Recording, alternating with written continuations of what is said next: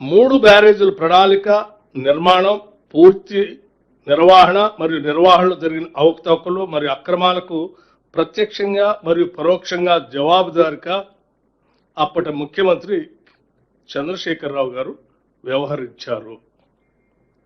ఆయన సూక్ష్మంగా ప్రమేయం మరియు ఆదేశాలు ఈ 3 బ్యారేజీల అవకతవకలకు కారణం మరియు ఫలితం కూడా, దీని దుస్థితికి కూడా వారే కారణం. ఇంత స్పష్టంగా వారు స్పష్టమైనటువంటి స్టేట్మెంట్ కూడా దీంట్లో రాశారు. అట్లాగే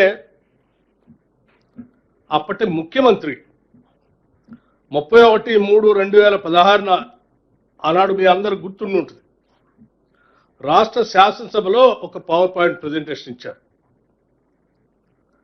తుమ్మిడిహట్టి దగ్గర నుంచి మేడిగడ్డ దగ్గరికి నేను మార్చడానికి కారణాలు చెప్తూ ఆడ నీళ్లు లేవని,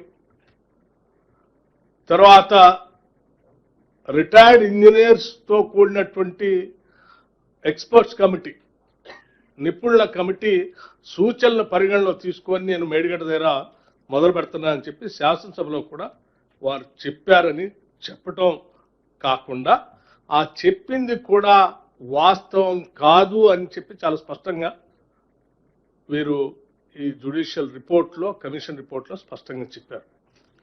ఎందుకంటే ఆ రిపోర్ట్ని